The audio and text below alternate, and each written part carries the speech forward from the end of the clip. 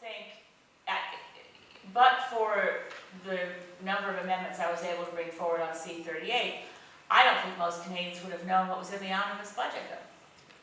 Because up to that point, the media wasn't really covering it. It's so big. You know, C-38 was over 440 pages, covering 70 different bills. It was very hard to get the media to pay any attention to it, or for that matter, initially to get the other parties to pay attention to it. So the amendments created a sort of a note of discussion. Yeah, and a procedural wedge that required at least that people notice. It required that people notice.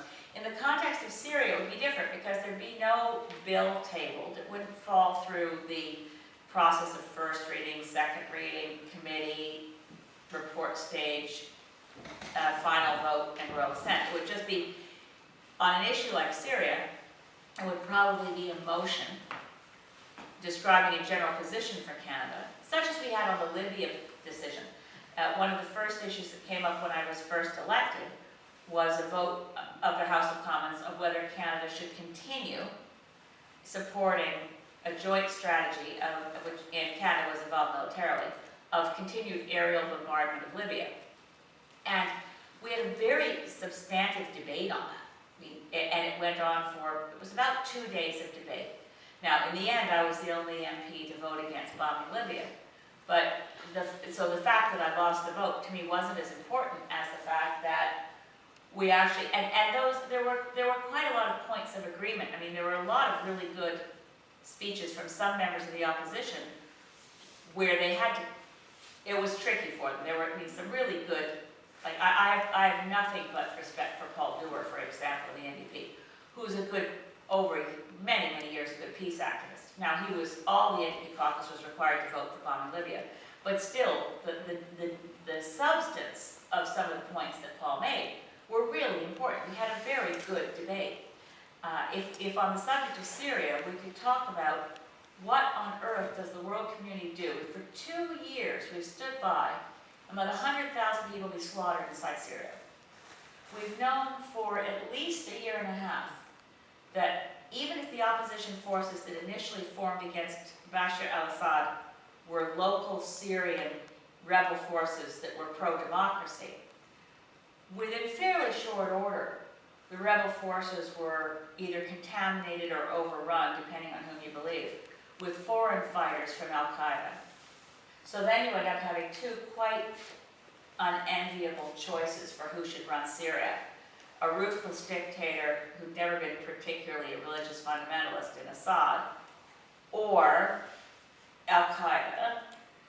I mean, and Assad has always supported Hezbollah, and his allies are China and Russia, but a lot of those countries are also not keen on al-Qaeda taking control. And meanwhile, in the middle, the Syrian population, we're now up to 2 million refugees in Jordan, Turkey, and Lebanon, and the UN High Commission on Refugees is nowhere near resourced adequately to deal with that. And then 100,000 Syrian civilians killed.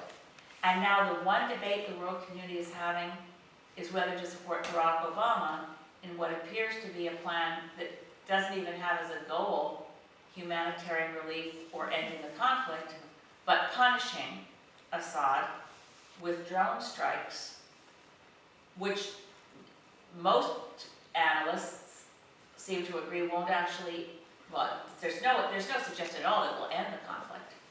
And there's no suggestion it will actually alleviate the suffering of the people.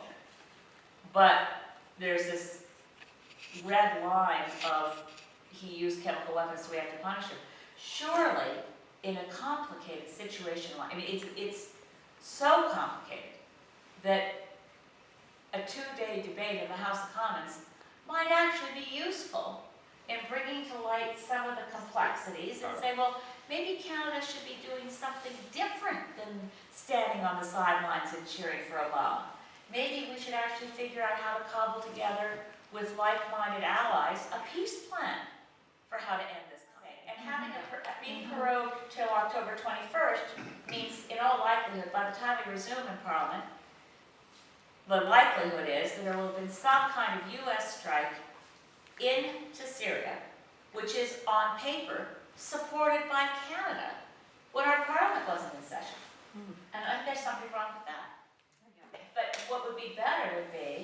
a step better than that is getting Putin and China, that are Assad's allies, to pressure Assad to Exactly. agree to a ceasefire, Mhm. and get the Western countries that have been more or less supporting Yeah. the rebel forces to get them to agree to a ceasefire. Yeah. And then actually have a conversation, A proper conversation. and put in peacekeeping forces to protect the civilian population. Because they're the ones who are completely the victims in all this. So, Totally. so that's the question, is whether it's appropriate for the Canadian Parliament to be adjourned and then prorogued while this is going on globally. Yeah. It just kind of confirms the notion, which Stephen Harper has been running for a long time. Our global reputation is significantly reduced, and this again confirms the idea that nobody in the world community really cares what Canada has to No. say, because